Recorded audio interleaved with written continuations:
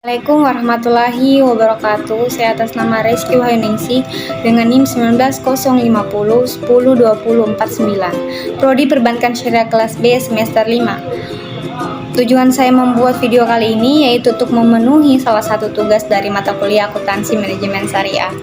Adapun materi yang saya akan bawakan yakni yang pertama itu adalah peranan dan fundamental akuntansi manajemen dalam lingkungan bisnis yang dinamis.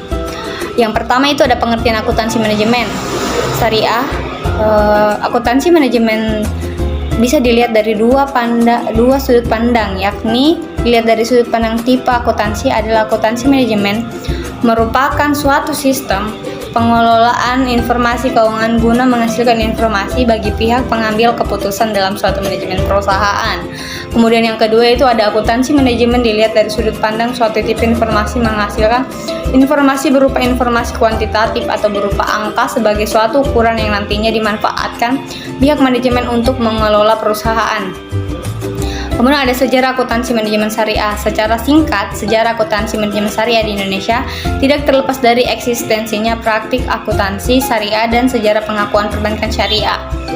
Setelah dikeluarkannya Undang-Undang Nomor 10 Tahun 1998 tentang perubahan Undang-Undang Nomor 7 Tahun 1992 tentang perbankan serta dikeluarkannya Fatwa Bunga Bank Haram dari Majelis Ulama Indonesia atau MUI pada tahun 2003. Banyak bermunculan lembaga keuangan khususnya bank yang melaksanakan praktik usahanya dengan prinsip syariah dan konsep konvensional menjadi konsep syariah. Ada fungsi akuntansi manajemen syariah. Yang pertama ada fungsi perencanaan, yang kedua fungsi pengorganisasian, yang ketiga ada fungsi pengarahan dan motivasi, yang keempat ada pengendalian, dan yang terakhir ada pengambilan keputusan. Kemudian yang keempat ada ciri-ciri akuntansi manajemen, diantaranya yang pertama ada pemakai utama, kebebasan memilih, implikasi perilaku, fokus waktu, rentang waktu, pelaporan dan gambar aktivitas-aktivitas. Kemudian ada peranan dan fundamental akuntansi manajemen dalam lingkungan bisnis yang dinamis. Ada dua, yang pertama ada perkembangan akuntansi manajemen dan yang kedua peranan akuntan manajemen dalam perusahaan.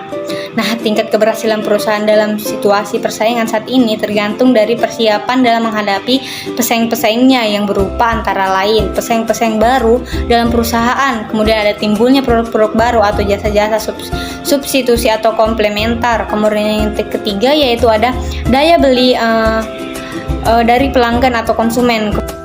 Kemudian ada materi yang kedua yaitu tentang konsep biaya dan manajemen atau cost management. Nah, yang pertama itu ada pengertian konsep biaya. Biaya merupakan sebuah elemen yang tidak dapat dipisahkan dari aktivitas perusahaan. Biaya didefinisikan sebagai sumber daya yang dikorbankan atau diletaskan. Nah, penggolongan biaya dapat didasarkan pada hubungan antara biaya dengan yang pertama itu ada objek pengeluaran, kemudian ada fungsi pokok perusahaan, kemudian ada hubungan biaya dengan suatu yang dibiayai.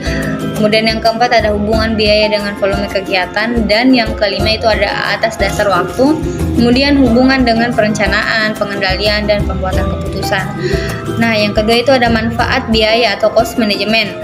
Adalah sistem yang didesain untuk menyediakan informasi bagi manajemen untuk mengidentifikasikan peluang penyempurnaannya. Manajemen itu dibagi menjadi 4, yaitu ada manajemen sebagai ilmu, manajemen sebagai seni, profesi, dan manajemen sebagai proses. Kemudian yang ketiga itu ada proses dasar sistem manajemen biaya.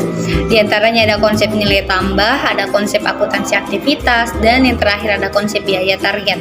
Kemudian ada macam-macam manajemen biaya. Yang pertama itu ada biaya bahan baku langsung dan tidak langsung. Kemudian yang kedua yaitu biaya tidak langsung atau laju, dan yang ketiga yaitu ada biaya senantiasa serta biaya variabel. Kemudian ada fungsi-fungsi manajemen, ada 4. Yang pertama ada manajemen strategi, perencanaan dan pengambilan keputusan, pengendalian operasional, dan penyusunan laporan keuangan. Kemudian itu ada tujuan sistem manajemen biaya dapat digunakan menjadi 4 bagian. Yang pertama, mengidentifikasi biaya aktivitas, menentukan efisiensi, efektivitas, dan ekonomi aktivitas. Kemudian ada penyempurnaan kinerja masa depan dan menyempurnakan mencapai ketidaktujuan tersebut bersama-sama di dalam lingkungan perubahan teknologi. Kemudian ada manfaat sistem manajemen biaya. Yang pertama itu ada merencanakan dan mengendalikan organisasi. Kemudian ada meningkatkan keterlacakan biaya. Kemudian ada mengoptimalkan kinerja daur hidup, kemudian membuat keputusan, kemudian ada manajemen investasi dan mengukur kinerja, dan yang terakhir ada mendukung estimasi dan filosofi pemanufakturan. Kemudian yang terakhir itu ada lingkungan bisnis kontemporer dan pengaruhnya terhadap manajemen biaya, yang ada 5. Yang pertama itu meningkatkan kompetisi global, kemudian yang kedua itu kecanggihan teknologi informasi dan pemanufakturan. Kemudian ada materi ketiga, yaitu tentang perencanaan laba multi-product entity.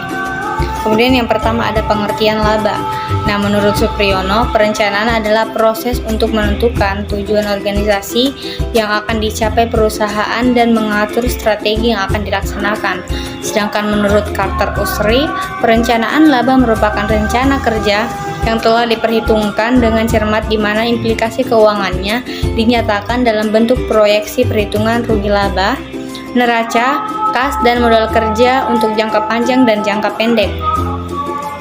Kemudian ada yang kedua, yaitu long range profit planning, yaitu merupakan perencanaan jangka panjang, didefinisikan sebagai proses berkelanjutan dalam membuat keputusan sekarang secara sistematis dan dengan kemungkinan pengetahuan terhadap masa depannya, mengorganisasi usaha yang dibutuhkan untuk menentukan keputusan dan mengukur hasil dari keputusan tersebut. Kemudian yang ketiga itu ada perencanaan jangka pendek. Berhasil atau tidaknya perusahaan dapat dilihat kemungkinan dan kesempatan di masa yang akan datang, baik jangka pendek maupun jangka panjang. Alat analisis yang mampu memberikan kontribusi yang sangat besar dalam proses penyusunan anggaran dan berbagai parameter yang bermanfaat untuk perencanaan laba dalam jangka pendek, yaitu ada IMPAS, ada margin of safety, ada shutdown point, kemudian ada degree of operasi leverage, kemudian ada laba kontribusi per unit atau contribution margin. Kemudian ada parameter perencanaan laba jangka pendek. Yang pertama itu ada IMPAS, di mana dalam metode ini diasumsikan bahwa harga jual dan biaya variabel per unit adalah konstan, sedangkan biaya tetap secara konstan tetapi biaya tetap per unit akan berubah tergantung dengan tingkat kegiatan, akibatnya laba akan berbeda pula. Kemudian yang kedua itu ada margin of safety, di mana selisih antara volume penjualan yang dianggarkan dengan volume penjualan IMPAS merupakan angka margin of safety. Rumusnya yaitu MOS atau sama dengan total anggaran penjualan dikurang dengan penjualan IMPAS. Kemudian yang ketiga ada titik penutupan usaha atau shutdown point. Kemudian materi selanjutnya yaitu ada analisis perilaku biaya. Yang pertama adalah pengertian analisis perilaku biaya. Perilaku biaya adalah pola perubahan biaya dalam kaitannya dengan perubahan volume kegiatan atau aktivitas yang dilakukan perusahaan. Jadi, analisis perilaku biaya mampu memberikan masukan bagi manajemen dalam proses estimasi biaya produksi. Kemudian yang kedua itu ada klasifikasi biaya. Bagian A, biaya itu terklasifikasikan atas beberapa jenis berdasarkan perilakunya. Yang pertama itu ada biaya tetap, adalah biaya yang secara total tidak berubah ketika aktivitas bisnis meningkat atau menurun. Contohnya adalah biaya penyusutan, biaya sewa, biaya asuransi, dan biaya pajak. Nah, yang kedua itu ada biaya variabel, adalah biaya yang totalnya meningkat secara proporsional terhadap peningkatan dalam aktivitas dan menurun secara proporsional terhadap penurunan dalam aktivitas. Contohnya itu ada biaya bahan baku langsung, ada tenaga kerja langsung, kemudian ada alat-alat kecil, kemudian ada pekerjaan ulang, dan unit-unit yang rusak. Yang ketiga yaitu ada biaya semi variabel, di mana biaya yang berubah dengan adanya perubahan volume atau kapasitas biaya ini memiliki elemen dan karakteristik biaya tetap dan biaya variabel. Contohnya itu ada biaya listrik, ada biaya air, kemudian ada biaya gas, kemudian ada biaya bensin dan biaya pemeliharaan. Kemudian bagian B yaitu berdasarkan unsur produksinya, diantaranya ada biaya bahan baku, tenaga kerja, biaya overhead, dan biaya overhead. Kemudian bagian C yaitu berdasarkan hubungan dengan produksi, ada biaya utama, kemudian ada biaya konvensi. Selanjutnya ada berdasarkan sesuatu yang dibiayai, itu dibagi menjadi dua, yaitu biaya langsung dan biaya tak langsung. Kemudian ada berdasarkan bidang fungsional, dibagi menjadi 4 bagian, di mana diantaranya ada biaya produksi, biaya pemasaran, biaya administrasi, dan biaya keuangan.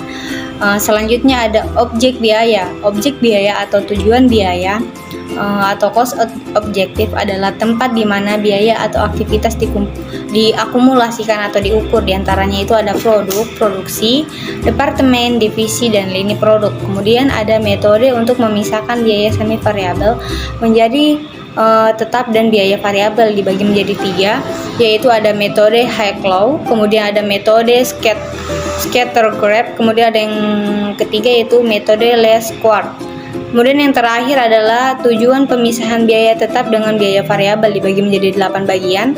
Yang pertama ada perhitungan tarif biaya overhead yang ditentukan sebelumnya dan analisis varians. Yang kedua ada penyusunan anggaran fleksibel dan analisis varian. Yang ketiga adalah perhitungan biaya langsung dan analisis margin kontribusi. Yang keempat yaitu analisis titik impas dan analisis biaya volume dan laba. Kemudian yang kelima adalah analisis biaya diferensial dan komparatif. Kemudian yang keenam yaitu analisis maksimal laba dan minimalisasi biaya jangka pendek. Kemudian yang ketujuh adalah analisis anggaran modal, dan yang terakhir adalah analisis profitabilitas pemasaran berdasarkan daerah, produk, dan pelanggan. Terakhir yaitu analisis pengambilan keputusan jangka pendek, marketing expense. Yang pertama yaitu adalah pengambilan keputusan.